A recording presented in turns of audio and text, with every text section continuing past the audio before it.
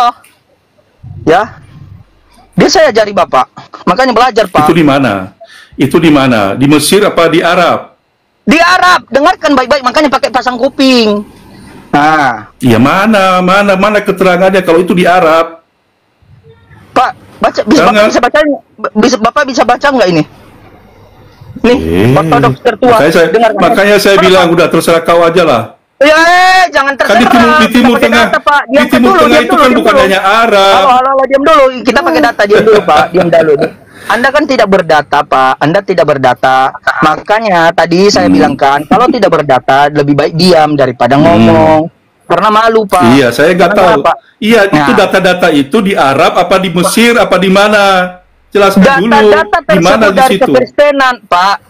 Data-data ini dari kekristenan. Dengar dulu. Kan saya sudah tunjukkan, Pak. Saya sudah tunjukkan. Kristenan di mana? Kristen di mana? Di Mesir apa di Arab? Kristen ini adalah Kristen di Arab. Dengarkan baik-baik, Pak. Dengarkan. Nah, dengar. Mana? Diam dulu. Mana buktinya bahwa itu di Arab? Saya berikan bukti. Diam dulu. Dengarkan. Di sini ternyata di sini ada Yesus lagi kecil. Ini Bunda Maria. Ya, ada. Nggak usah berputar ke situ. Ya, dengarkan dulu. Itu nggak terlalu penting. Itu nggak esensial. Yang esensial itu tempatnya di mana. Pak, diam. Itu prasastinya. Diam dulu. Kata tersebut apa ini? Allah atau ilah ini, Pak? Ya, saya nggak tahu. Lah? Ilah. Lah. Bukan Allah. Oke. Mari kita lihat. Kacau. Ya kacau, memang otak Anda kacau, ajaran Anda kacau. Bapak ini dari tadi nggak ngerti. Ajaranmu yang kacau. Wah, kacau. Jelaskan di mana prasastinya itu. Bang Ardi iklan dulu promosi, Bang. Aku lagi di jalan, Bang. Iya. Oke, iklan promosi dulu ya, teman-teman yang di bawah. Jawab pertanyaan saya. Dengerin dulu, saya mau iklan, Saya mau iklan. Diem dulu, Bapak diem dulu. Kalau Bapak nggak mau diem, nanti saya mute loh Anda. Diem dulu ya. Saya mau promosi dulu. Teman-teman yang di bawah yang belum tetap layar silahkan tetap layar, dan juga yang belum follow kata Bible 08 silahkan di love orange-nya ditekan. Di sini ada Dinda Jimen yang mau follow silahkan. Ada Rangkayu, ada Bang Dewa, ada Prof Oreo, ada Bunda Riva, dan juga ada Pak Fiter Zaluku yang mau blokir. Silakan teman-teman, silakan diblokir beliau kalau silakan. Dan ada Alia juga di sini ya. Gitu aja teman-teman dari saya. Kenapa saya? Kok saya disarankan di suka-suka saya dong. Ini room kami kok. Kenapa emang nggak terima? Suka-suka saya dong. Iya, saya udah menduga. Saya udah menduga begitu. Jangan cuma menduga. Ini fakta, bukan dugaan. Oke. Ini fakta, ini diam dulu dong. Jawab. Iya, diam dulu. Pertanyaan saya tadi, kenapa? Apalah ini belum selesai. Kita menunggu data, Pak. Diam dulu, Pak. Ini dia ya. Udah, nggak usah. Sekarang jawab. Dengar dulu. Apakah Nabi Musa menyembah Allah SWT? Pak, iya. Nanti saya jawab. Bisa nggak Bapak itu diam aja mulut Bapak, tidak seperti istri Bapak atau anak perempuan Bapak. Diam dulu. Ya, punya adab, Pak. Bapak udah tua loh. Malu kita. Kamu tuh nyerocos dulu, bukan yang ngejelasin. Dengar dulu, saya kan Anda bertanya, saya menjawab. Diam dulu. Jawab aja, men. Pelan-pelan aja, men. Jawab aja. Iya. Jadi gini saudaraku, ya Pak. Review teks Montai Sinai Arabic Codex 151. Di sini mulai bermasalahnya, di sini Pak ya. Lalu kok kamu di sini apa, diam dulu Pak. Diam dulu Pak. Itu kodeks Montai apa? Sinai Arabic.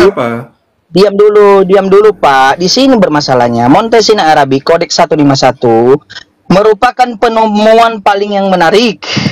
Ya, tampaknya ini adalah terjemahan bahasa Arab tertua di Perjanjian Baru. Ya. Itu penemuan di mana kodeks itu? Dengar dulu itu Pak. Hitam. Itu penemuan lo hitam dulu, bukan? Iya, dengar dulu. Kodeks 151. Ya, jawab dulu. Itu kodeks. Kodeks itu ditemukan di mana? Jangan ngarang-ngarang. Itu laut mati. Bukan ditemukan, Pak. Makanya dengarkan baik-baik. Makanya orang botol banget ya. Namanya aja Kodeks Mount Sinai. Namanya aja Kodeks Mount Sinai. Ya ditemukan di Mount Sinai lah, kucluk. Nah, ya tinggal ngomong. Kocok udah ngomong dari tadi kok. Botol kali nih orang. Ya, nanya kok dibilang kodek kan banyak. Kodek banyak. Malah kau nggak ngerti soal kodek, kau nggak usah di situ kau. Ya Tuhan, dia memang bukan mau belajar nih orang tua, memang seolah-olah kita ngasih tahu kan loh Pak, bahwa kata Allah itu tidak pernah digunakan oleh Kristen Arab, tetapi yang mereka gunakan adalah kata ilah. Ilah artinya Tuhan, yang disebutkan dengan gelar, yang artinya adalah gelar. Sementara Allah itu adalah kepemilikan nama, itu adalah nama, bukan gelar. Itu dia kesimpulannya Pak, saya simpelkan di otak Anda yang sekucil itu. Dah. Oke, tutup. Jawab pertanyaan saya. Apakah Nabi Musa menyembah Allah SWT? Ya, betul. Iya, Pak Peter. Pak Peter, saya 3 menit lagi sampai rumah. Pak, saya 3 menit lagi sampai rumah. Kita diskusi mirroring, apapun yang mau Bapak tanyakan akan saya jawab. Tapi kita mirroring ya, 3 menit lagi, tunggu. Sekarang Bapak Peter, karena Bapak bilang sudah ditutup, kita ambil statement dari Bapak. Statement Bapak yang di awal tadi yang menyatakan bahwa Kristen Arab itu sudah menggunakan kata Allah, jawab dengan jujur. Itu suatu kebohongan atau suatu kebenaran? Jawab jujur. Baru kita lanjut. Begitu dia. Saya belum percaya dengan data Anda. Maka tidak bisa lanjut karena saya kasih data. Saya kasih data Pak. Kalau Bapak dengar gini Pak. Kalau Bapak tidak percaya, berarti tidak benar. Gimana? Saya nggak tahu sumber data Anda itu dari mana. Saya tunjukkan Bapak sumber data. Tadi saya tanya aja itu prestasi ditemukan di mana? Arab mana ada namanya Montesina itu yang ditemukan di Cina ya Pak. Itu paling Mesir itu. Sekarang jawab kenapa Nabi Musa kalian sebut menyembah Allah SWT, padahal dia orang Israel, dia dari suku Lewi. Bagaimana? Apa korelasinya? Kenapa bisa? Apa pernah? Dengarkan baik-baik Pak. Dengarkan baik. Kalau Bapak mengatakan tidak percaya, ya, ragu-ragu, berarti ada pembandingnya. Maka tunjukkan data. Kamu nggak bisa jawab pertanyaan sehingga saya. Bapak bisa menyimpulkan bahwa Bapak tidak percaya. Itu loh Pak. Saya tidak mengatakan salah. Saya bukan seperti itu. Nanti saya tanya. Pak, berarti ada sesuatu nanti setelah ini saya akan tanya pendeta saya. Pak, Bapak ini perempuan atau laki-laki sih? Apa? Kamu mau paksain satu untuk percaya sama kamu? Enggak, saya tanya dulu. Bapak perempuan atau laki-laki sih? Kamu udah tahu. Apa sih? Kita diskusi. Kamu kenapa? Kenapa kamu memaksa saya dengan apa yang kamu kehendaki? Saya punya hak. Botol. Dari tadi Anda saya udah ngatakan saya kesini nggak membawa data. Ya udah. Tapi ya silakan. Oke, saya terima. Saya tampung. Nanti saya selidiki. Saya selidiki. Kau belum jawab pertanyaan aku. Jawab dulu pertanyaanku. Kau bilang Nabi Musa apa menyembah? Apakah mengenal Allah SWT sementara dia orang Israel? Dia dari suku Lewi. Susah kan. Loncat sana loncat sini. Jelaskan bagaimana bisa orang Israel bisa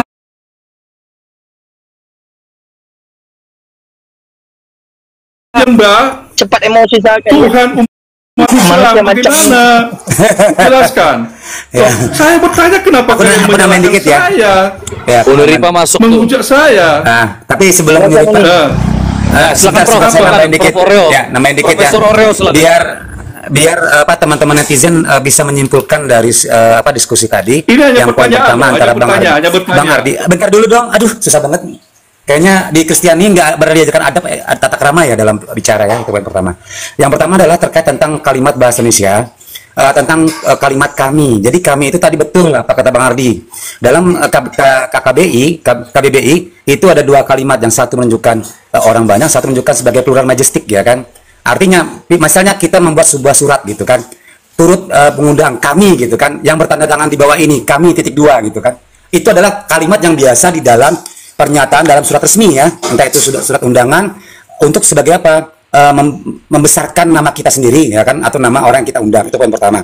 Yang kedua, Elohim atau Eloh itu dalam bahasa Ibrani ada 3 subkata, Alef, Lamet, He ya kan, Alef, Lamet, He. Itu poin utamanya. Ada 2 poin yang saya ambil tadi. Yang pertama kata kami, Yang kedua adalah kalimat Elohim atau yang diambil dari 3 sukata itu Alef, Lamet, He. Ya. Jadi itu seperti itu. Yang ketiga adalah yang Bapak Jalhu tadi bicara tanpa adanya data. Kalaupun memang Anda diajarkan pendeta Anda itu lebih kepada konsep doktrin. Karena apa? Biasanya pendeta lebih mengajarkan doktrin-doktrin tanpa ada literatur memperkuat argumentasi para pendeta. Itu poin utamanya. Karena apa? Saya pernah berdebat dengan salah satu mantan rektor STT Jakarta dan dia pernah debat sama saya dan kalah. Ya, namanya Dr. Yohanes Lengkong. Dia mengatakan itu doktrin kami, itu iman saya. Itulah persoalannya. Jadi ada lemah literasi terkait tentang konsep teologi maupun definisi yang paling mudah aja bahasa Indonesia. Itu ada sangat lemah sekali. Terima kasih Bang Iqbal. Lanjut Uni Rifa. Silakan Uni. Ya, bismillahirrahmanirrahim. Assalamualaikum warahmatullahi wabarakatuh. Halo Bapak, apa kabar? Bapak Peter, dibuka mic-nya Pak. Ngomong terus dia itu, nggak tahu dia. Apa Pak? Dibuka mic-nya Pak. Iya, kabar saya, puji Tuhan, kabar baik. Salam kenal ya Pak. Asli Iya, saya dari udah mengenal Nias. Anda. Oh, saya emang terkenal orangnya. Pak. Orangnya Pak. Orangnya. Pandai bahasa Minang. Enggak, hanya tahu Anda. itu aja. Hanya tahu beberapa kata aja. Ya boleh-boleh. Tadi saya tertarik dengan pertanyaan Bapak. Apakah Musa itu mengenal Allah sementara dia orang Ibrani? Kan gitu ya? Bener nggak? Sebenarnya kalau kita bicara tentang keyakinan kan antara Islam dan Kristen itu sama-sama mengklaim ya Pak ya. Bapak Kristen mengklaim Musa itu menyembah Yesus. Bukan, kalau Kristen itu Pak, kalau diskusi itu enaknya Musa nggak menyembah Yesus, menyembah. Kalau diskusi itu enaknya gini Pak, selesaikan dulu poin dari yang bicara, nanti baru tanggapi. Saya juga nggak mau lama-lama kok. Paling enggaknya paling lama saya mungkin kita 1 menit aja lah gitu. Enak kayak gitu. Kalau nggak gitu diskusinya nggak asik Pak. Siap ya Pak ya, diskusi bagus-bagus aja ya. Oke. Bapak dengarkan argumen saya dulu, nanti bantah kalau memang harus dibantah, luruskan kalau perlu diluruskan. Tapi kalau memang yang saya sampaikan benar dan tak terbantahkan, ya saya pikir nggak ada alasan untuk menolak lah. Gini Pak, pada dasarnya kita, Bapak, Kristen, Islam, Yahudi itu sama-sama mengaku mengklaim. Yahudi mengklaim mereka mengikuti Musa, Tuhan mereka. Orang Kristen mengklaim bahwa mereka sama Tuhannya sama Musa. Orang Islam mengklaim bahwa Tuhannya Musa sama Tuhannya orang Islam sama. Itu kan klaim.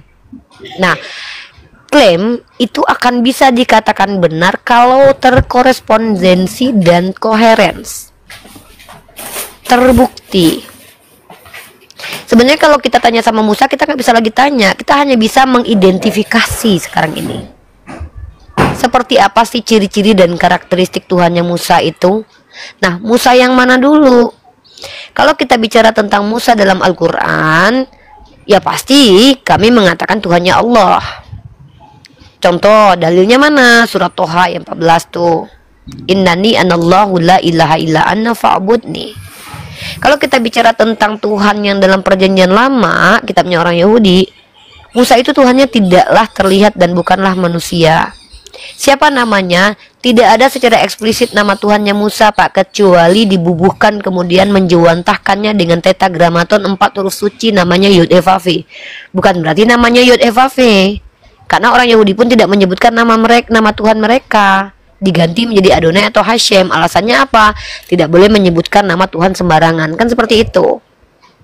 Tapi kalau kita bicara mengidentifikasi Tuhan itu seperti apa sih caranya? Kita lihat sifat dan karakter Tuhannya Pak. Maka terserahlah siapapun nama Tuhan itu, merujuk kepada satu enggak? Karena yang namanya Tuhan itu enggak mungkin banyak Pak, pasti satu. Kecuali Bapak percaya Tuhan itu banyak. Tuhannya Bapak, Tuhannya saya itu sama. Yang menciptakan Bapak, yang menciptakan saya itu sama. Hanya saja kita berbeda, bahwa menurut saya yang menciptakan kita adalah Allah. Bapak menganggapnya adalah Yesus. Dan itu keyakinan, dan itu enggak masalah. Saya tidak mau berdebat di ranah itu. Saya mau berdebat itu ranahnya literatur Pak, dalil, dan kita analisis menggunakan rasio atau critical thinking. Nah, Bapak bertanya, jadi Musa itu mengenal Allah enggak? Kan dia orang Ibrani lah. Emang apa salahnya orang Ibrani? Emangnya Tuhan itu cuma untuk orang Arab doang? Kan tidak. Allah itu Tuhan semesta alam Pak. Bahkan dalam Al-Quran tertulis Allah mengutus para nabi dengan bahasa kaumnya. Nah, Bapak percaya Tuhan Bapak untuk seluruh alam, kami pun percaya begitu. Tapi kalau kita diskusi dalam ruang dialektika, yang paling penting harus kita ajukan adalah data dulu baru penjelasan. Kalau penjelasannya dulu baru data kemudian, itu namanya orang-orang ODGJ juga bisa ngomong gitu, Pak. Mohon maaf nih. Ya, jadi mari kita diskusi itu pakai data. Kalau Bapak bicara tentang Tuhan Bapak, pasti datanya adalah kitab suci. Pakai kitab suci. Oke, sudah. Silakan, Bapak. Udah, Rifa, udah. Ya, jadi tadi kan saya tanya hanya bertanya ya saya ya. Ya. Jadi setelah saya mendapatkan penjelasan, oh begitu. Ya, cara umat Islam ya menganggap, bukan menganggap, mengklaim. Ya, tadi kata Anda mengklaim ya bahwa Musa Tuhan Nabi Musa adalah Allah SWT. Kan begitu. Karena sebelumnya saya itu cara membuktikannya, saya melihat sejarah. Itu loh. Boleh. Jadi sejarahnya itu Nabi Musa itu adalah orang Israel dari suku Lewi. Ya, ketika mereka ada di pembuangan di bangsa Mesir. Ya, tapi dia ibaratnya berbahasa Ibrani. Nah, ketika membawa orang-orang Israel dari pembuangan itu ke tanah Kanaan pun, ya, dengan segala mujizat yang diberikan oleh Tuhan mereka kepada Nabi Musa, itu mereka menggunakan bahasa Ibrani. Nah, makanya saya berpikir secara logika sebagai manusia biasa. Lah, kok bisa dia memanggil Tuhan, mengkata Islam, mengaku? Jadi itu yang saya tidak terhubung tadi. Ternyata bahwa Tuhan itu menurut agama Islam ya nggak punya nama, meskipun di dalam Keluaran itu sudah dikatakan bahwa itulah sebutanku secara turun-temurun. Yang tadi yang dilakukan itu ya YHWH itu. Nah, jadi orang Israel memang mengagungkan ya YHWH itu dengan menyebutnya Elohim. Iya, YHWH itu dengan sebutan Elohim. Ya sudah, kalau memang begitu ya sudah, itu aja. Saya hanya menanyakan itu karena saya tadi nggak masuk di akal ya. Maaf saya khawatir menggunakan masuk akal. Kok bisa orang Yahudi menyembah Allah SWT? Padahal waktu itu Nabi Musa itu ya kalau sama Yesus aja 1500 tahun zamannya Musa, berarti di zaman Nabi Muhammad sudah 2000 tahun jaraknya ya. Bagaimana dia bisa mengenal Allah SWT? Pasti dia nggak mengenal. Tapi ternyata menurut versi Islam bahwa Allah SWT itu nggak punya nama. Ya kan begitu. Ya oke lah, sah-sah saja. Kita menjalankan iman kita masing-masing aja. Ya, kami percaya kepada Yesus dan Firman. Bapak salah paham. Saya nggak pernah bilang, oh Tuhan saya nggak punya nama. Bapak kayaknya salah dengar. Oh, maksudnya tidak ada sebutannya. Kan tadi kalau seandainya kita mengatakan ada namanya, berarti YHWH itu sah dong namanya. Makanya kalau seandainya diskusi itu lebih baik tuh kita dengarkan poin pembicaraan orang lain dulu deh. Jadi kita tuh bisa mengerti yang disampaikan orang. Saya bukan bilang Tuhan saya nggak ada nama, Bapak salah paham. Yang saya bilang adalah nama Tuhannya orang Yahudi itu nggak ada.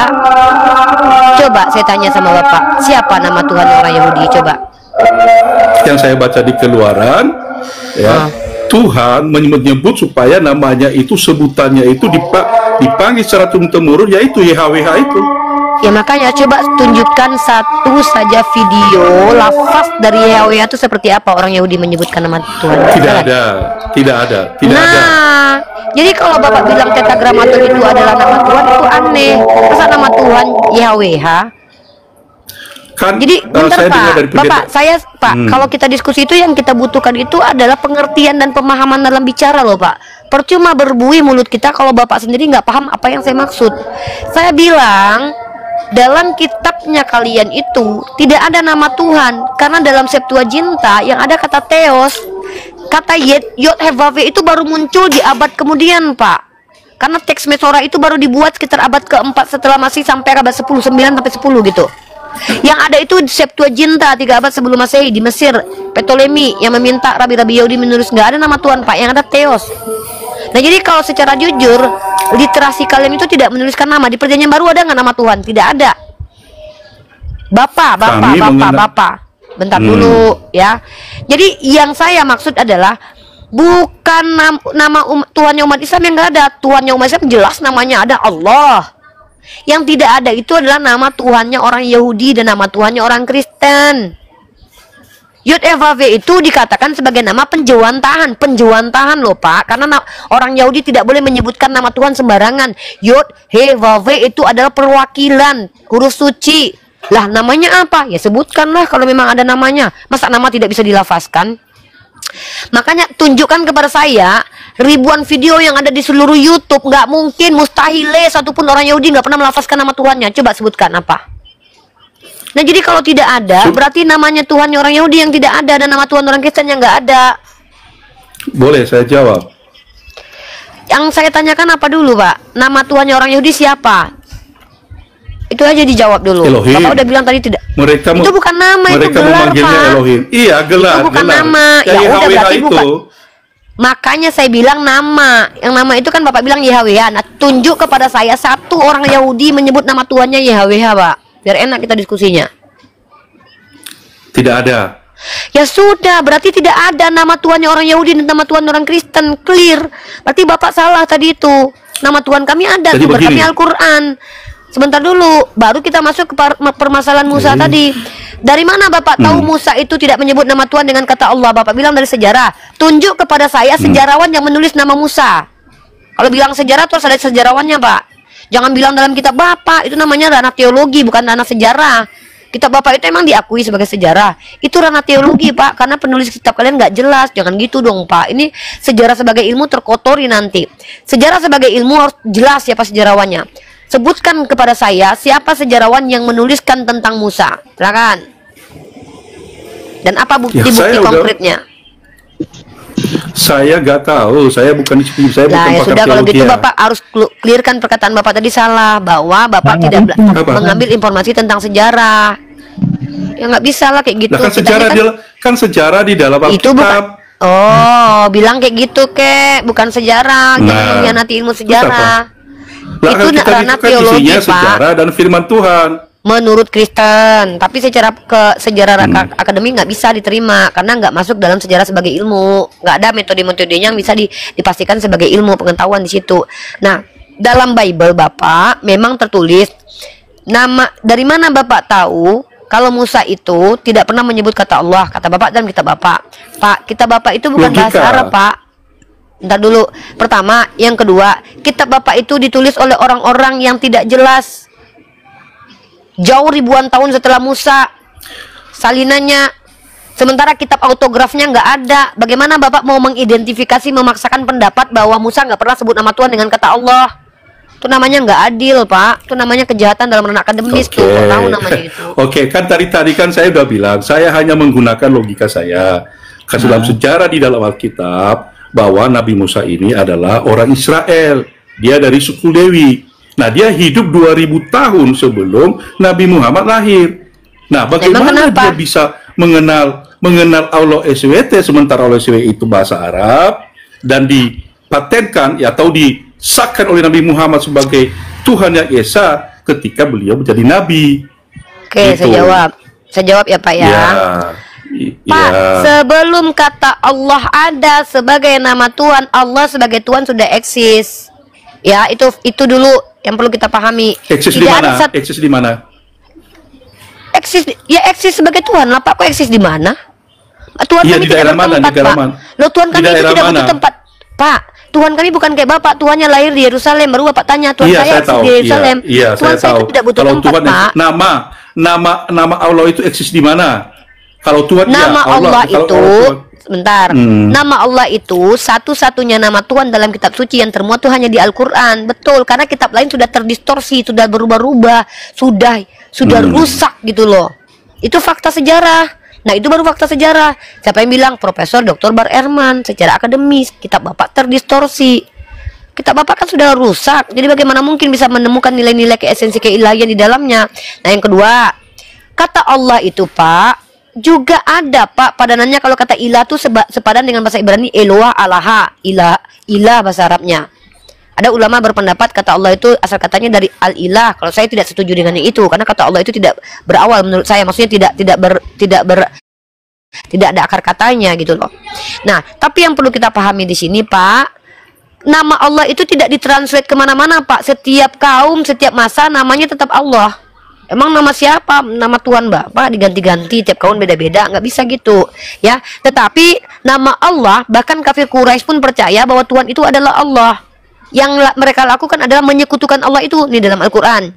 Tanyakan kepada kaum kafir Quraisy, kata Allah kepada Nabi Muhammad, siapakah pencipta langit dan bumi?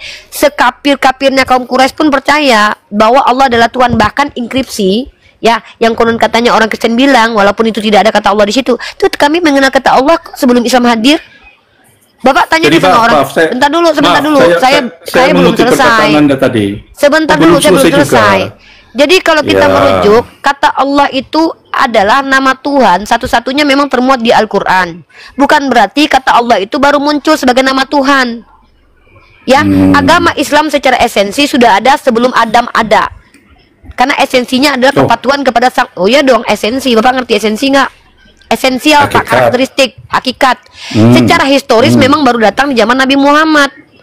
Nah, masalahnya Islam tidak bersandar kepada historis, karena historis itu buatan manusia sejauh manusia mampu menuliskannya. Al-Quran itu bersandar kepada wahyu, Pak, kepada fakta benar dari orang yang benar. Begitu cara kami berpikir, paradigma kita udah beda. Kalau Bapak agamanya kan bersandar kepada sejarah, bisa terdistorsi. Kalau pembuat sejarahnya orang Yahudi menguntungkan Yahudi, kalian berpihak kepada kebenaran Allah Yahudi. Kalau sejarahnya dibuat oleh orang Romawi menguntungkan Romawi, kalian berpihak kepada orang Romawi. Kalau kami tidak bersandar kepada sejarah, Pak, agama kami, Pak. Agama kami bersandar kepada wahyu. Makanya informasi tentang Abraham, tentang Adam itu tidak divalidasi oleh sejarah. Kenapa? Karena itu bukan informasi sejarah. Karena itu informasi religius, teologis, dan juga informasi spiritual. Sejak kapan Abraham itu tokoh sejarah, tokoh historis? Siapa sejarawan yang menulis tentang Abraham? Sudah.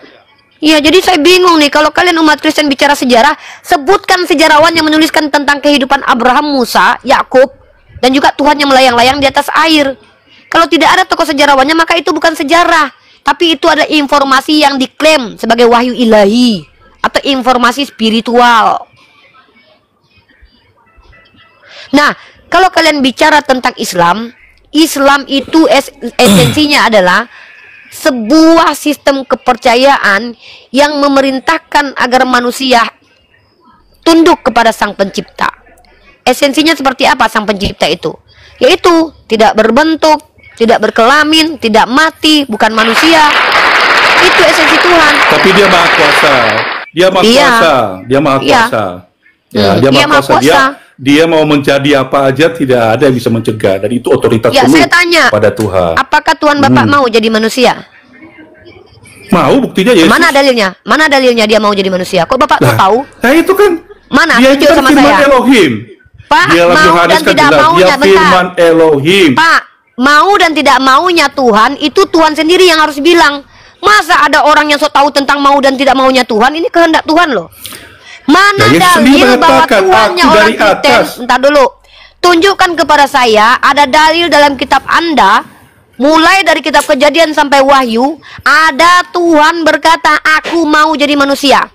Kalau tidak ada tertulis, berarti itu bukan mau Tuhan, tapi mau Anda. Itu bukan mau Tuhan, tapi mau Anda. Anda yang tidak mau bertanggung jawab dengan dosa Anda yang paksa Tuhan jadi manusia. Tunjuk ayatnya. Gantian dong. Ini udah mulai penyesatan nih. Mana ayatnya? Itu kan ayatnya sesuai dengan kehendak Anda. Tetapi kalau kita merunut dari nubuatan-nubuatan, termasuk kesaksian atau wahyu yang dibawa malaikat ketika Yesus lahir, jelas-jelas malaikat telah lahir bagimu. Mana? Tunjukkan kepada saya ada Tuhan lahir. Tunjukkan kepada saya Tuhan berfirman bahwa aku akan lahir dan aku menginginkan aku jadi manusia. Tunjuk. Malaikat. Ketika Yesus lahir. Mana? Malaikat mengatakan bahwa Tuhan akan lahir. Matius berapa? Nah, saya nggak pegang Alkitab, saya nggak hafal. Matius berapa? Telah lahir bagimu, ya, juru selamat, ya, Tuhan di kota Daud. Gimana? Juru selamat. Oke, tenang. Juru selamat, ya. Oke, lihat teman-teman ya. Sejak kapan Mosia itu dikatakan Tuhan? Bapak tahu Mosia itu istilah untuk juru selamat, yang dimana Musa pun dikatakan sebagai Mosia. Bapak tahu nggak? Juru selamat itu akar kata dari mana, Pak? Terjemahan dari kata apa, Pak? Silakan kalau Bapak tahu nih. Kalau nggak saya kasih tahu nih. Saya kasih ilmu nih Bapak nih. Ini kesesatan orang Kristen nih. Arti juru selamat itu diambil dari bahasa apa? Silakan jelaskan ke saya dulu. Ya, juru selamat itu adalah yang dari kata datang apa? untuk Bukan. ya, Juru selamat itu diterjemahkan dari kata apa? saya belum tahu. Kalau bahasa Ibrani atau bahasa Yunani saya tidak tahu. Bapak ya, juru selamat itu artinya tukang, orang yang diutus menyelamatkan. Itu bukan cuma Yesus satu-satunya, Pak. Ehud Mosia, bukan Ehud Mosia, Ehud Mosia. Musa itu Mosia dari kata Yasha. Dia menyelamatkan, juru selamat.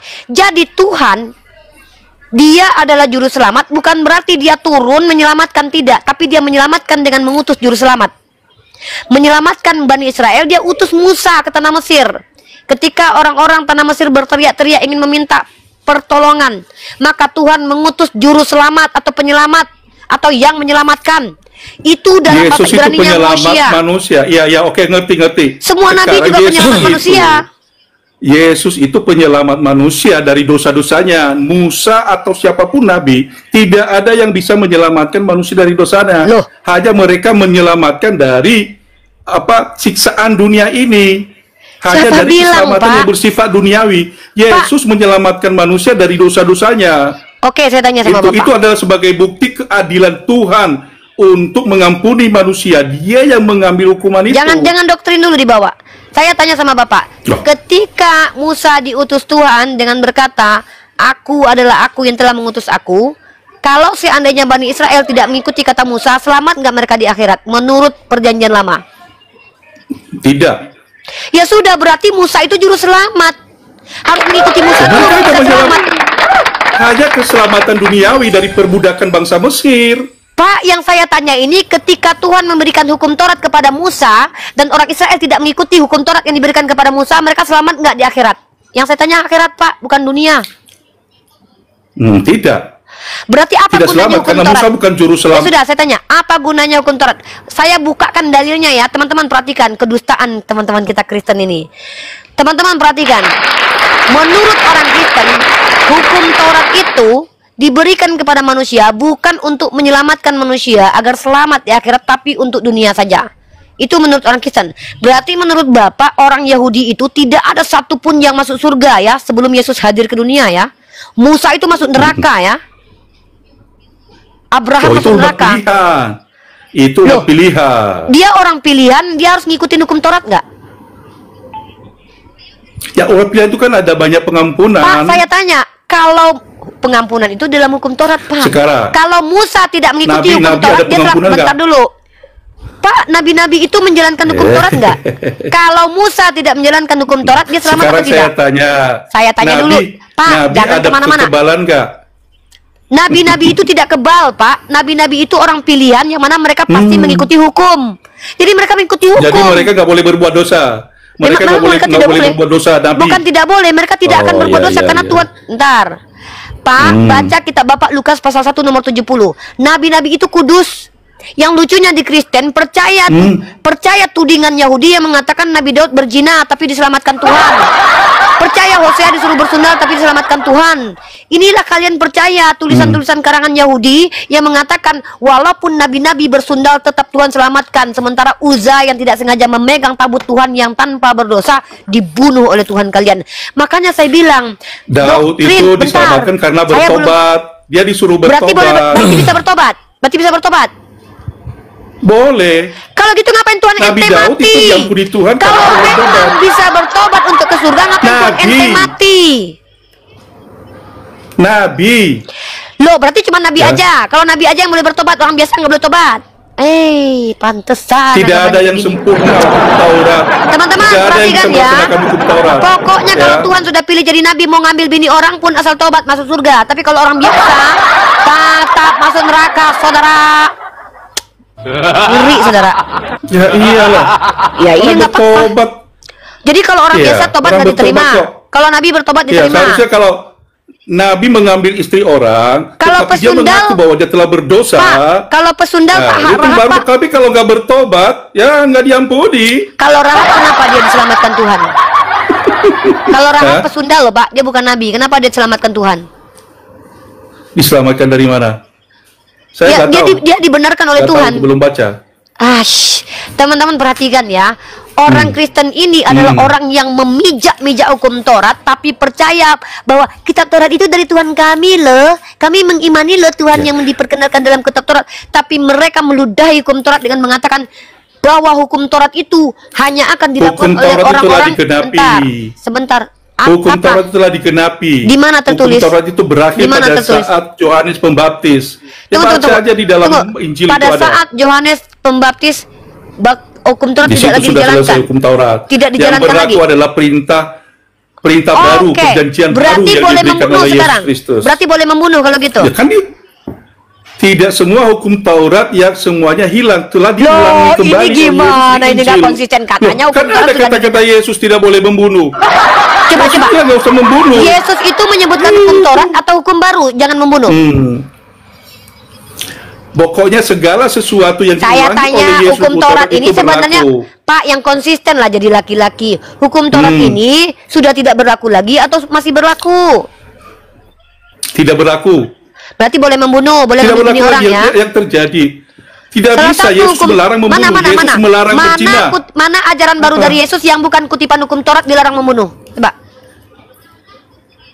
Nah, Yesus berkata, bapakmu adalah iblis, sejak dulu adalah pembunuh. Karena bapak itu artinya dia mengecam pembunuhan. Tahu konteks ayat Yesus itu? tidak mau, karena saya hafal ayat itu. Yohanes pasal ke-8 nomor 37 sampai 40. Inti di situ ajaran Yesus berbicara, itu adalah jangan memfitnah Yesus. Yesus di situ sedang mengatakan bahwa orang Yahudi yang ingin membunuh dia itu bapaknya iblis. Maka sedangkan orang yang menginginkan kematian Yesus bapaknya iblis, apalagi orang seperti Kristen yang menikmati kematian Yesus lebih iblis daripada iblis. Saya tanya, Yesus sendiri mengatakan, aku harus mati. Yesus sendiri mengatakan, hukum Taurat itu masih berlaku? Aku harus mati untuk menebus dosa, harus menebus dosa banyak orang. Mana dalilnya? Sendiri. Mana dalilnya? Ada. Mana? Saya nggak hafal. Yesus mengatakan bahwa aku harus mati. Saya nggak hafal. Tapi banyak bicara. Yohanes Pembaptis bersaksi bahwa dia adalah anak domba Elohim yang menebus dosa umat manusia. Domba. Ya itu sesuai dengan hukum yang ditetapkan oleh Tuhan. Kalau mengikuti kitab Yohanes, Yesus itu setara dengan tai lembu.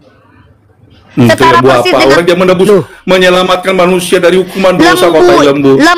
Lembu loh kok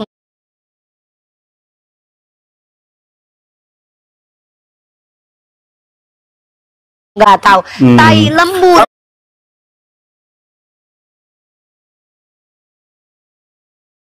juga menghapus dosa. Loh kok menghujat? Kamu. Waduh, penghinaan ini. Analogi itu kasar sekali kamu. Bukan analogi itu ayatmu. Nih. Ini tertulis, Pak Peter.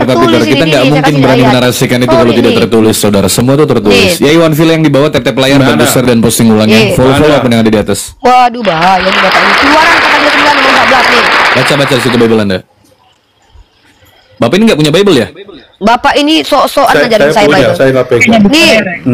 Bapak itu baca kitab Bapak biar Bapak tahu Yesus itu setara dengan tai lembu nih. Dalam kitab Keluaran pasal 29 nomor 14, tetapi daging lembu jantan itu, kulitnya dan kotorannya haruslah kau bakar habis dengan api di luar perkemahan, itulah korban penghapus dosa. Tuh. Yesus itu setara dengan tai lembu, penghapus dosa. Tumbal. Saya nggak pernah dengar itu. Saya nggak pernah dengar. Itu ayat tadi. Itu dalil.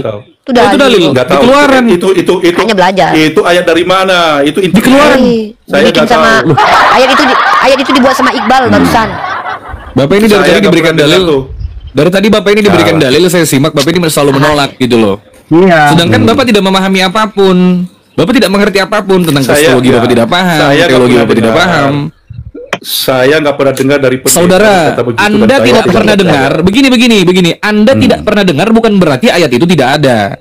Ketika teman-teman itu sudah membuktikan, kita ditonton 2.800 orang, Pak. Ini juga di live kan di YouTube.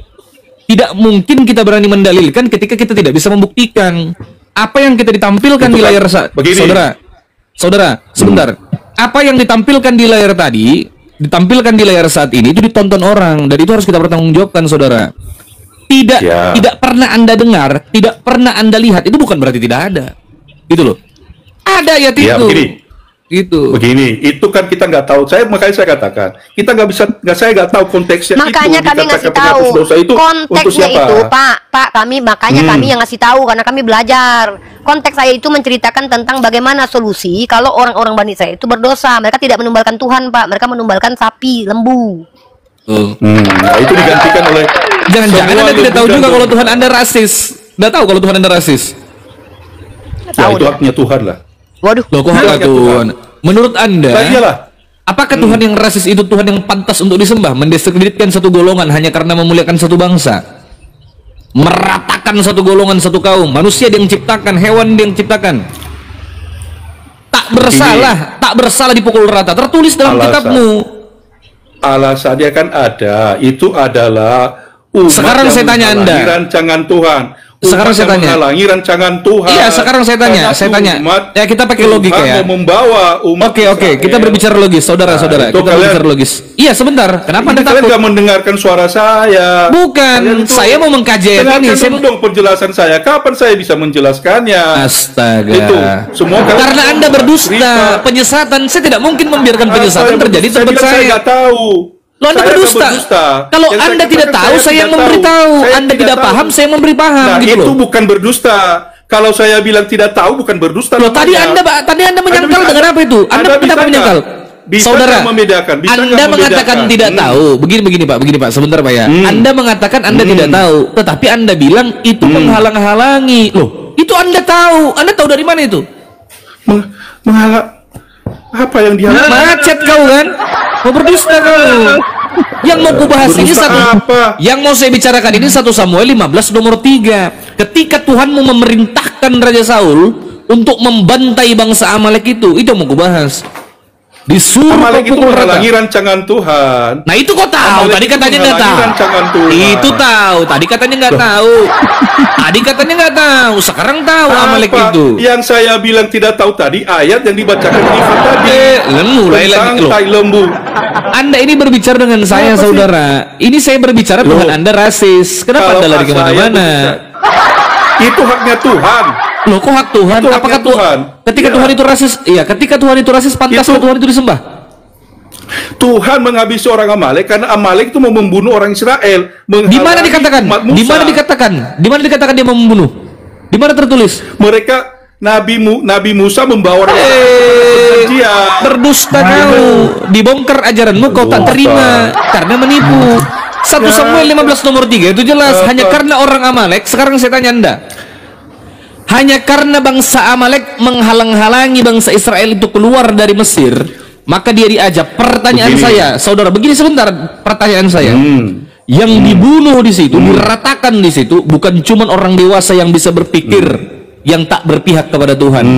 Di situ ada anak kecil, anak-anak yang menyusu, kambing, lembu, domba, ayam, ikan, kucing, cacing, semua tak bersalah dibunuh juga. Apa ini? Ya itu hukum yang berlaku pada saat itu kan begitu. Tuhan Anda bukan itu. Ya Tuhan Anda bukan itu.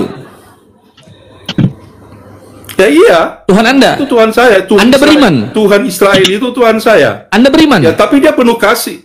Apanya yang penuh kasih? Kalau hanya satu golongan, kasih apanya? Satu golongan aja dipukul rata hanya karena menghalang-halangi anak kecil tak bisa apa-apa, Pak. Tak bisa berpikir. Karena ada saya. Anak kecil tak bisa berpikir. Anak kecil yang masih menyusu dibunuh semua, binasakan. Janganlah ada belas kasih bagimu. Ajaran kasih apa? Jangan ada belas kasih katanya. Itu yang kau bilang Tuhan Maha Kasih. Tidak melakukan itu. Omong kosong kau ini bicara omong kosong dari tadi. Orang Amalek itu mau membunuh orang Israel. Mereka sekarang saya tanya, oke. Kalau itu orang Amalek yang dewasa, yang bisa berpikir, yang bisa menentukan mana benar mana salah, saya tak masalah. Apa salahnya anak kecil itu? Apakah anak kecil yang menyusu itu mau membunuh orang Israel juga? Nah, itu otoritas Tuhan. Saya nggak bisa. Kalau begitu susah. Kalau Anda berbicara nih, saya tunjukkan dalil. Saya tunjukkan dalil ya, saudara ya. Jadi pergilah sekarang, kalahkanlah orang Amalek, tumpaslah segala yang ada padanya, dan janganlah ada belas kasihan kepadanya. Di mana di sini Tuhan yang Maha Kasih itu?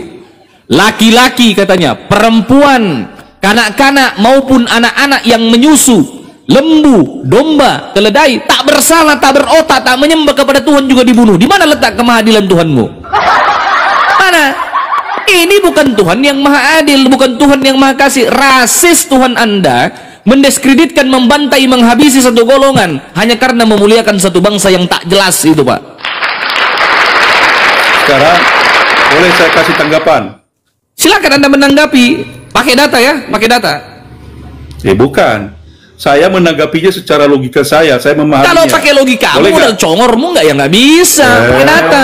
Ya sudah, kalau pakai data itu otoritas Tuhan karena tidak tertulis di dalam Alkitab, saya tidak bisa menjawab. Betul, karena bisa. Kau Kristen imani saja, walaupun pendeta bilang Tuhan itu babi, kau imani itu. Saya beriman kepada saya. Tidak, kau beriman pendeta, kepada apa yang dikatakan Yesus sama pendeta. Kristus. Kau tuhankan aja pendetamu itu. Apa yang dikatakan oleh kau tuhankan Injil. Kau Tuhan Yesus Kristus adalah tak ada, kau tak punya Injil, kitabmu bukan Injil, kitabmu Bible, kitabmu Biblos, kitabmu bukan Injil. Injil yang mana yang kau baca? Injil Matius, Markus, Lukas, Yohanes yang ditemukan pada abad keempat. Itu yang kau maksud.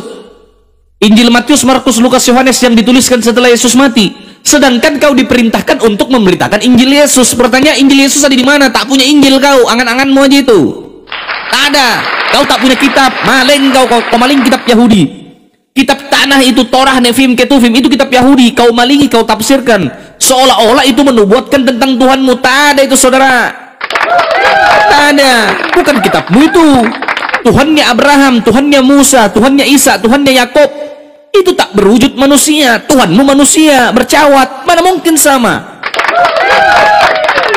Tak mungkin. Jelas. Bilangan 23 nomor 19 mengatakan, Allah bukanlah manusia sehingga ia menyesal, bukan pula anak manusia sehingga ia menangis. Itu Tuhan yang benar. Tuhan yang benar itu yang mengaku Tuhan di dalam Yesaya 43 nomor 11. Aku, katanya, akulah Tuhan dan tidak ada juru selamat selain daripada aku. Bukan Tuhan yang menjadi manusia lalu dipukul, ditombak, digantung sampai mati 3 hari 3 malam. Bukan. Tak sama Tuhanmu. Beda. Orang Yahudi mengatakan, ini saya kasih Anda data, saudara ya. Anda boleh cari literasinya di Google. Anda termute itu, Anda termute. Saya nggak dengar Anda ngomong apa, tapi simak perkataan saya. Kalau begitu ya saya turunlah. Kenapa Anda takut? Kenapa? Kenapa Anda takut? Ya berdiskusi sama kalian percuma. Kalian yang berkuasa di sini. Bukan saya yang berkuasa.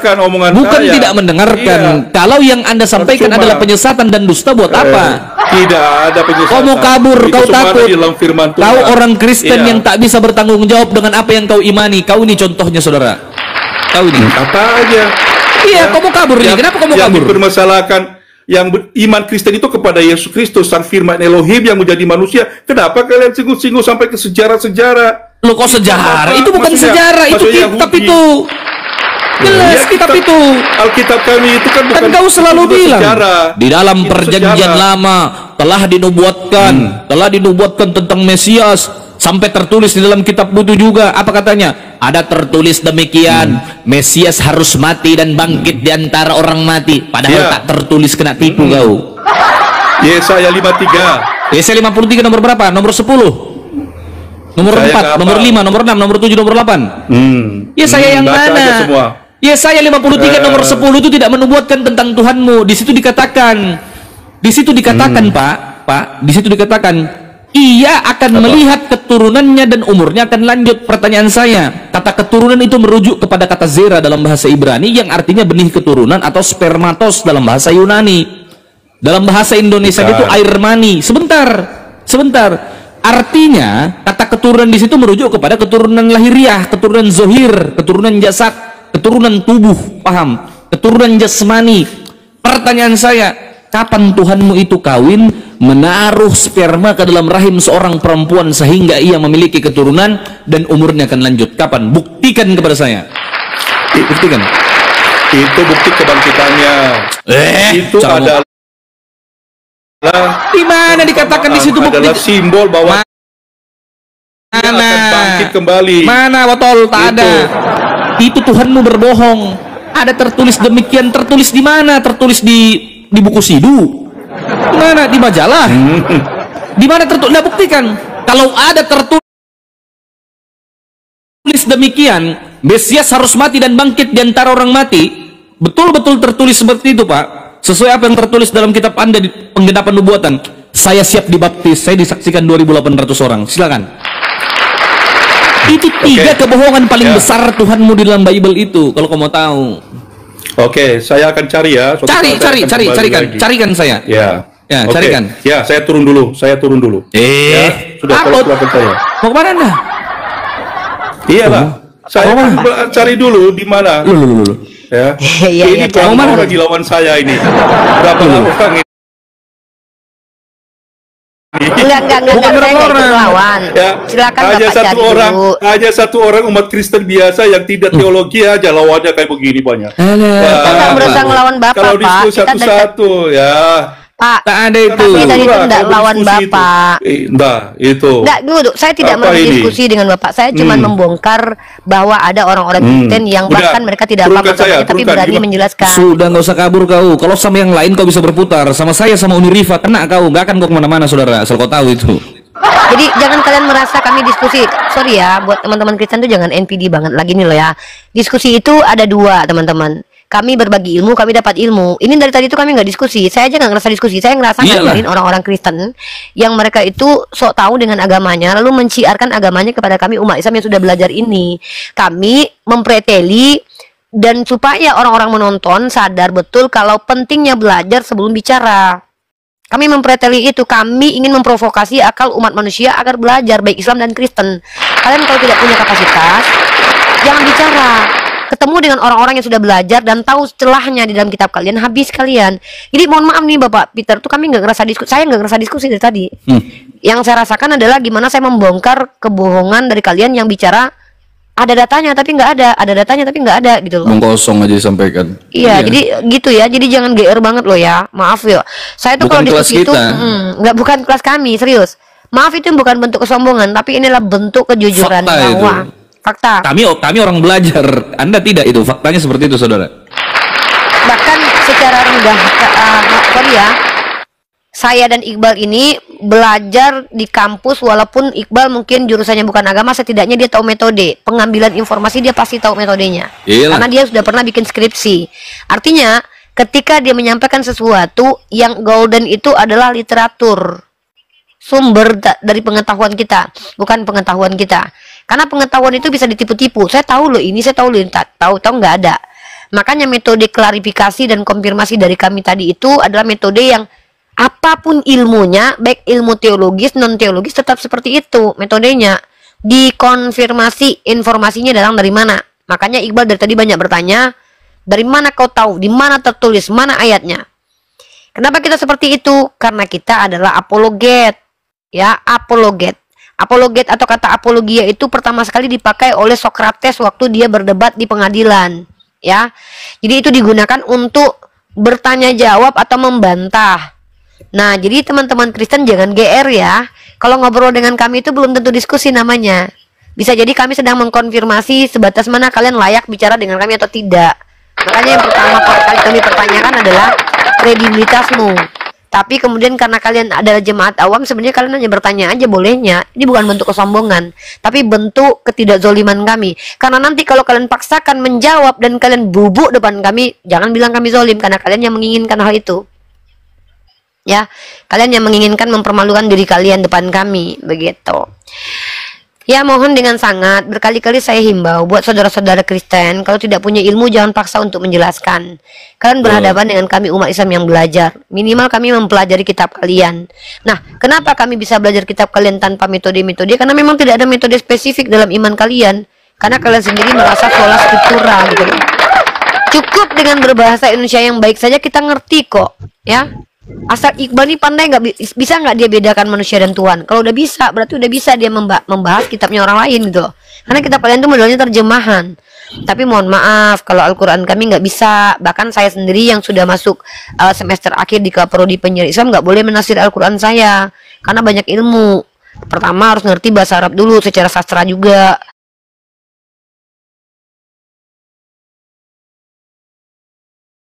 Kedua, ilmu mantiknya harus kece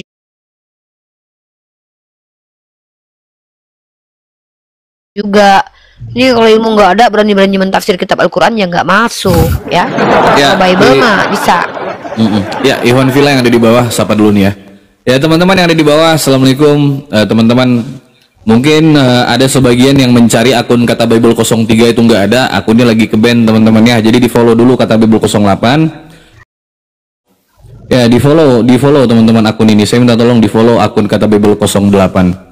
Akun Uniriva di follow, akun sahabat saya yang ada di bawah para apologet, Aki Jimen, Rangkayo, ada Dr. Ardi dan Profesor Lord Oreo, itu di follow. Bapak tadi tidak tahu bahwa yang duduk di Komal ini ada dokter dan profesor. Anda malu nanti, Pak. Gitu ya. Anda tidak tahu tadi Anda berdebat sama siapa di awal. Anda tidak tahu itu.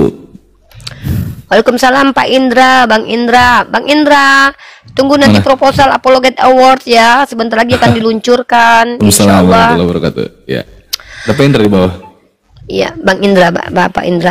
Nanti proposal pengajuan donasi untuk kontribusi Apologet Award untuk tanggal 17 Agustus, apresiasi kepada para senior debat dan para apologet kita. Saya akan luncurkan setelah meeting bersama teman-teman di grup panitia. Kita akan buatkan proposalnya sehingga nanti ketika teman-teman semua memberikan dananya, itu dananya langsung ada di situs Mesia. Jadi akan kelihatan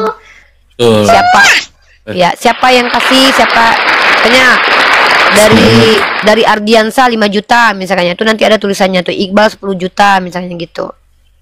Ya ada kita nanti. Teman-teman nanti gampang tuh ya, kalau seandainya mau ikut berpartisipasi, mau sumbang 20.000, 30.000 nggak apa-apa teman-teman. Boleh. Nanti ditulis, nanti yang ngerekap itu semua namanya Ca sama Melani ya. Ca sama Melani. Bunda Dita udah minta nomor rekening. Bentar Bun, aku udah kosongkan rekening ya, tinggal sedikit lagi Bun, karena rekening aku tuh susah banget buat ngabis. Enggak lah, bercanda. Bentar, aku kosongkan dulu biar nggak ini, biar tidak bercampur antara uang pribadi dengan uang apologet. Jadi rekening aku yang satu itu aku pakai buat khusus untuk apologet ini. Nanti sampai tanggal 16 Agustus kita tutup donasi yang masuk ke dalam. Nanti kan semua tuh bisa lihat tuh sudah berapa uang terkumpul. Akses terus mesia.org, setiap hari nanti kita masukin nama-nama yang udah memberikan kontribusinya. Diawali dengan namanya Uniriva 1 juta. Keren deh, sombong banget, cuma 1 juta doang aku mah. Gitu ya. Dan nanti uang itu kita pakai untuk membayar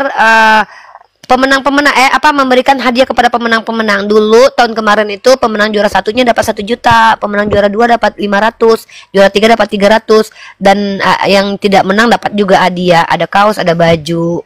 Seperti itu. Mudah-mudahan terkumpul 100 juta tahun ini ya. Terkumpul 100 juta, bisa pemenangnya dapat 5 juta satu orang. Keren. Wah.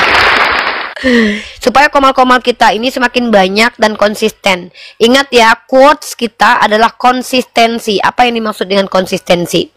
Mereka yang berjuang, yang betul-betul hampir setiap hari mereka ada, nggak peduli di sela-sela kerjanya, mau mereka tertelungkup, terkantuk, mereka luangkan waktunya. Yang kita hargai adalah konsistensinya. Ada apologet-apologet hebat, nama-namanya wangi, mereka tidak sering muncul karena mereka tidak bisa konsisten, maka mereka tidak masuk dalam list nominasi. Yang konsisten insya Allah kita masukkan dalam nominasi ya. Seperti itu. Sehebat apapun. Itu ada Bunda Mila juga. Nanti Bunda Mila ya. Assalamualaikum Bunda Mila, ada Bunda Mila nih. Ya, Assalamualaikum Bunda Mila. Pak Indra, Bunda Mila ditunggu 2 hari lagi. Aku ajukan proposal donasi untuk Apologet Award tanggal 17 Agustus, di mana nanti acaranya adalah apresiasi untuk senior debat dan juga hadiah untuk para pemenang nominasi. Nanti nama-nama para kontributornya ada di Mesia, di website yang bisa diakses, dan semua akan disebutkan pada acara nanti. Tapi pas penutupan acara disebutkan semua yang donasi ke siapa aja. Apa-apa, biar kita sebutin, biar kita tahu bahwa umat Islam tuh kaya-kaya. Gitu.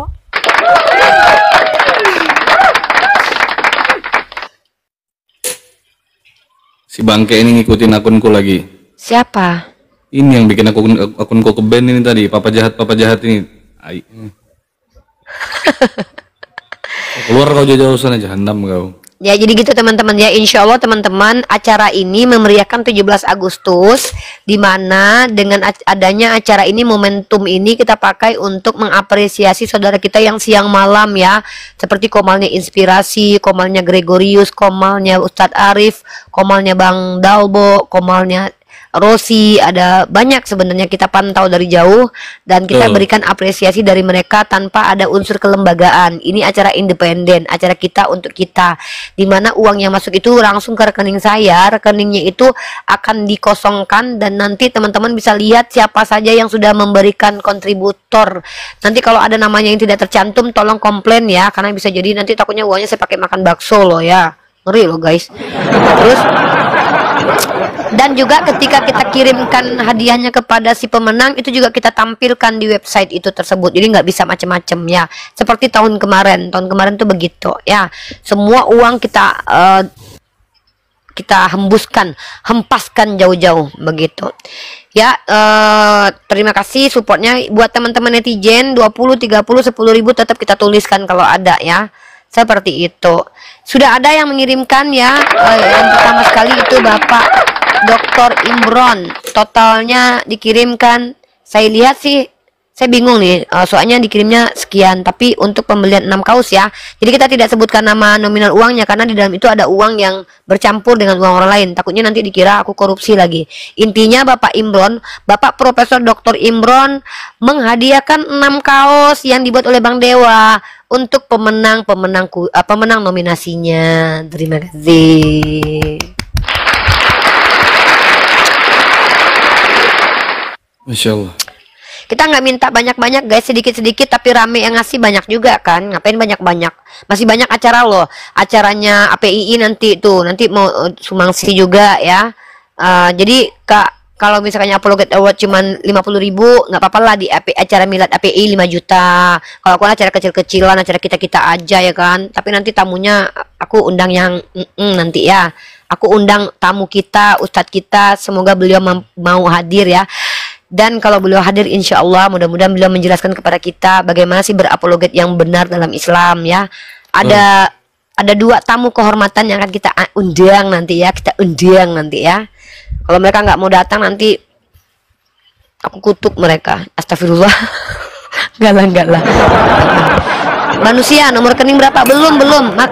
Belum ya, belum boleh mentransfer kecuali Pak Imron udah terlanjur ya. Yang boleh mentransfer tuh nanti. Kalau Pak Imron itu dia langsung ke Bang Dewa guys. Dia bukan uang guys, dia bukan uang ke saya. Rekeningnya besok aku rilis ya, besok rilis rekening. Besoknya sudah ada namanya di website Mesia. Setiap hari akan muncul tuh. Iqbal 5 juta, Ardiansa 10 juta, Bang Zuma 25 juta, Pak Lord Oreo 300.000, Jimen 15 juta, Bang Bejo 25.000. Ada nanti itu ya, tenang aja. Insyaallah teman-teman ya. Seperti itu. Silakan yang oten yang mau bertinyi lagi, silikin neki ITCJ ya. Ya, kita doakan para apologet, terutama senior-senior kita, para apologet API ya. Bang Zuma dan lain-lain itu sehat selalu teman-teman ya. Mirifa, Bagiansa, guru-guru kita lah. Lawan saya, Papa Cilo nih siapa? Tuh yang ngajak-ngajak kita mau ngelawan kalian tuh kredibilitasnya apa sih? Ini Bapak jahat ini, Bapak Cilo nih. Lulus Endra Paduka tuh korupsi makan uang. Kau PPJ, kau sembuhkan dulu bokongmu itu, lendir. Sembuhkan dulu bokongnya ya, Dek. Dinda ya. Dinda pelihara dulu bokongnya. Begitu ya teman-teman ya. Dan by the way, kemarin kita sempat mengumpulkan uang hampir 20 juta. Tadi benar itu, tadi Uneripa bukan sedang berdebat, tapi sedang ngajarin orang Kristen membaca bahasa Indonesia karena nggak ngerti dia baca Bible-nya. Debat. Enggak lah, siapa bilang aku debat tadi tuh? Itu aku lagi ngajarin anak PAUD tadi. Di blok aja tuh si Papa Culo tadi tuh. Ya blokir aja itu yang bikin akunku rungkat, akun yang besar rungkat teman-teman ya, kata Bible 03. Aduh. Tapi nggak apa-apa nanti kalau kita mau buat acaranya ini kan seminggu lagi. Aku di band kan tanggal 10 selesai, tanggal 17 juga kan acaranya kan? Ya, insyaallah. Tanggal 17 malam acaranya. Uneripa. Oi. anu yang siapa namanya yang ngaku-ngaku profesor itu siapa sih? Cakra ya kalau nggak salah. Cakra Modingnya ya. Nanti kalau misalnya dia ngaku, tolong nanti dilihat dia punya Sinta atau Scopus. Nggak ada gitu. Orang dari bilang dia nggak pernah kuliah kok. Dia udah ngaku Pak. Oh dia gitu. Kuliah. Ya, tadi pagi udah disikat juga sama Bang Ardi. Tadi pagi sama kemarin sama Nurita. Kemarin. Oh yaudah. Enggak, soalnya dia ngaku-ngaku profesor. Tanyakan. Enggak, dia bilang dia bukan ngaku-ngaku profesor. Dia bilang dia diprofesorkan. Bukan dia yang bilang profesor, tapi dia dikatakan profesor. Oh gitu. Sama Oten. Gitu. Kan Oten yang bilang dia profesor. Oh pantas. On. lanjut. Assalamualaikum Bunda. Nih Bunda bilang ini. Assalamualaikum Bunda. Masya Allah. Ih saya jam 2 malam loh dah. Jam 2 pagi. Di situ? Iya. Yalah, kan beda berapa jam? Tapi tadi terlambat. Parkun numpang follower. Iya siap Bunda, nggak apa-apa. Iya dong, nggak apa-apa Bunda. Ya teman-teman, tolong di follow akun Bunda Mila teman-teman ya. Bunda Mila adalah seorang yang selalu mensupport apologet teman-teman ya, para apologet. Jadi teman-teman tolong di follow akun Bunda Mila ya. Rumah. Ini Rifal gimana kabar, sehat ya? Apa sih ini orang Al-Fatih nebak-nebak aja loh. Apa katanya tuh? Apa? 5 juta katanya. Enggak lah. Dulu waktu kita kemarin itu ya, yang paling banyak tuh ngasih Kak D. Terus sebenarnya banyak yang di belakang yang mau ikut, tapi memang kita harus tuliskan Bun, karena kan ini masalah uang ya. Iya, dan bener. Kita tuh bahkan lah, aku tuh malah pengen ya ada yang ngasih 20 tuh tetap ditulis. Kenapa? Kita bukan jumlahnya tapi euforianya itu, karena nanti uangnya ini kan kita berikan apresiasi kepada mereka yang tiap malam loh, mereka tuh setiap malam mereka begadang gitu loh. Mereka tuh diapresiasi gitu loh. Maksudnya dari kita ini, aku nggak masuk by the way nominasinya loh Bun, dan aku tidak mengambil keuntungan, maksudnya nggak mengambil gaji buat aku juga, karena memang aku yang gagas acara ini tuh supaya kita tuh bersatu. Jadi sekali tuh kayak nanti kumpul Ustadz Arif, inspirasi satu komal tuh kan jarang-jarang kan, mereka kan bisa-bisa tuh. Jadi nanti ada inspirasi, ada Ustadz Arif, ada si Blender. Jadi pembuka komal semuanya hadir dalam satu ruang, menyampaikan kesan-kesannya, terus menunjukkan kalau kita tuh bersatu gitu loh. Tujuan aku tuh kayak kita tuh menunjukkan kita tuh bersatu, nggak pecah belah. Di bawah non kelembagaan, tidak ada hubungannya sama lembaga gitu loh. Jadi betul-betul kita tuh kayak semuanya kita tuh, walaupun kita pisah-pisah beda-beda komal, aku seringnya tempat Iqbal, semuanya kita sama gitu, sama-sama saling support gitu. Nah nanti kita votingnya dari netizen. Kemarin itu satu orangnya Bunda Mila ya, pemenang juara 1 tuh dapatnya 1 juta, juara 2 tuh dapatnya 500. Oke. Hampir aku kumpulin uang sekitar 20 jutaan kemarin itu. Kalau untuk ini aku berani donasi aku berani ajukan proposal acara Apologet Award, proposal Apologet Award, karena kan duitnya bukan untuk pribadi-pribadi, tapi untuk pemenang-pemenangnya itu yang netizennya juga dapat nanti gitu. Insyaallah. Emang sebenarnya lagi merayakan 17 Agustus aja Bun. 17 Agustus nanti kita rayakan dengan cara semarak kemerdekaan, dengan cara mendatangkan, insyaallah sih aku pengennya sih kalau bisa ya, mudah-mudahan Pak Dondi ada pada waktu itu, karena Pak Dondi tanggal 23, 27 juga ada Donditan ya. Donditan udah kenal sama saya tuh kemarin. Iya, kalau nanti aku insyaallah ke Bali, insyaallah kalau nggak jadi juga nggak apa-apa, karena aku ada urusan kuliah, aku kan belum selesai di sini. Intinya tanggal 17 Agustus itu memang memperingati 17 Agustus dengan cara Apologet Award. Dan aku udah ada beberapa orang yang udah support, kayak ada Makci, ada Bang Wan, Bang Indra, nggak tahu deh nanti Bunda Mila, nanti aku kasih proposal dulu. Nanti dari proposal itu Bunda Mila tahu siapa aja yang udah, nanti kan ada listnya tuh. Gitu. Tahun depan doakan ya kita bisa mengumrohkan pemenangnya, nggak menutup kemungkinan loh guys. Amin. Nah tahu tahun depan aku udah punya restoran di Eropa kan? Iya. Insyaallah. Oke, nggak apa-apa Bunda Mila, kalau mau istirahat dulu Bunda. Saya parkun dulu ya. Iya nggak apa-apa, parkun aja Bunda, silakan. Siap. Thank you. Lanjut aman, nih.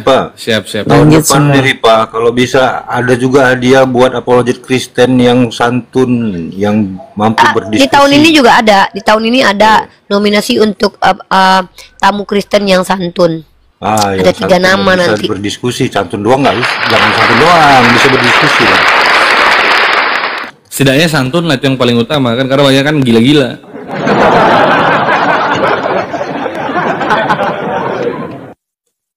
Ya Ten. Siapa turun tadi? Jadi ada nominasi buat Kristen itu Kristen tersantun, Kristen terngeyel. Dia santun tapi ngeyel gitu. Oh, udah tahu aku menangnya kalau itu. Udah tahu. Dia santun tapi ngeyel. Ada nanti, tapi itu netizen yang pilih nanti. Gitu. Dan nanti nominasi ini sebenarnya tuh penyemangat aja supaya teman-teman ketika buka Komel itu semakin optimis.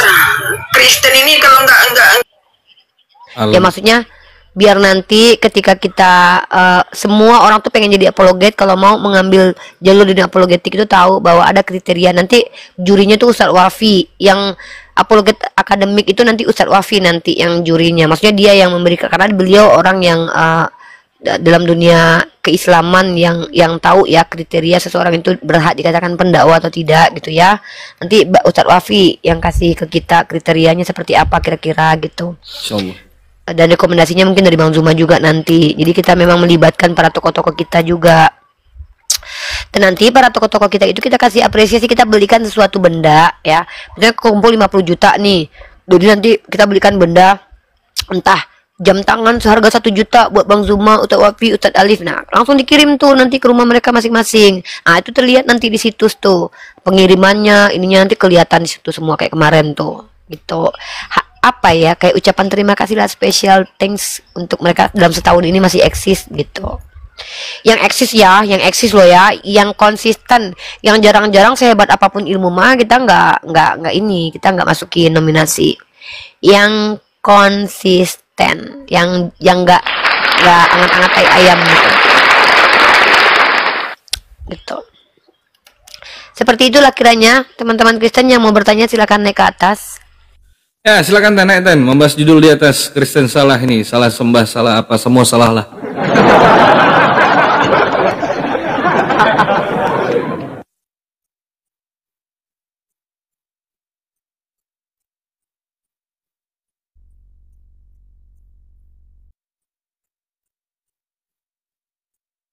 One Villa yang ada di bawah, teman-teman dibantu tap-tap layar. Ya, di bawah itu